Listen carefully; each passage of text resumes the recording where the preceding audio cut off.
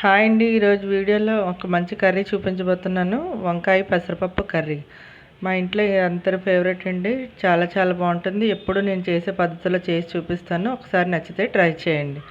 ముందుగా పొయ్యి మీద ప్యాన్ పెట్టుకొని ఆయిల్ వేసుకోవాలి. ఒక 2 స్పూన్ల ఆయిల్ వేసుకోండి. ఆయిల్ ఇప్పుడు పోపు దినుసులు వేసుకోవాలి.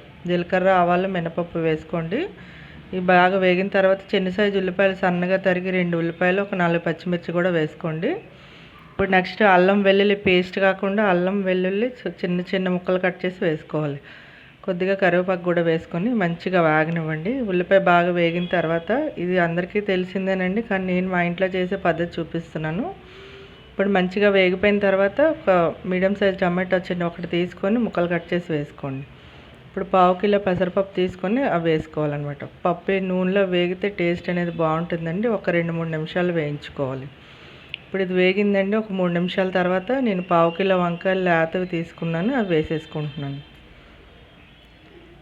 ఇప్పుడు వంకాయలు వేసేసిన తర్వాత మొత్తం అంతా కలిసేలాగా కలుపుకోవాలండి. ఇప్పుడే కారం కూడా వేసేసుకోవాలి. ఉప్పు లాస్ట్లో వేస్తానన్నమాట. ఇప్పుడు 1 స్పూన్ కారం వేసి మళ్ళీ కొద్దిగా వేసాను అనమాట. మీరు కారం తక్కువ తినేవాళ్ళు తక్కువ వేసుకోవచ్చు. ఇప్పుడు ఇది ఒకసారి బాగా కలిపేసుకొని మంచిగా మగ్గింది కదండి, ఒక్కసారి మూత పెట్టుకొని ఈ మసాలా అంతా మనకి ముక్కలకు పట్టేలా ఒక 2 నిమిషాలు మూత పెట్టుకోండి. ఇప్పుడు 2 నిమిషాల తర్వాత ఒకసారి ఇలా కలిపేసుకొని ఒక గ్లాస్ వాటర్ వేసుకోండి.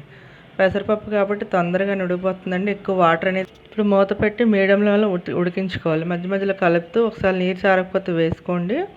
చాలామంది పెసరపప్పు మెత్తగా పేస్ట్లా వండుతూ ఉంటారు కదా, నేను అలా కాదండి, పలుకుల్లాగే ఉండాలి. అలా ఉంటేనే మా ఇంట్లో ఇష్టపడతారనమాట. ఇప్పుడు ఉడికింది కదా, రుచికి సరిపడా ఉప్పు వేసేసుకోవాలి. ఉప్పు వేసేసుకొని 1 నిమిషం ఉడకనివ్వాలన్నమాట. ఉప్పు వేసిన తర్వాత ఉడకనిస్తే మనకు ఉప్పు టేస్ట్ అనేది బాగా వస్తుందన్నమాట.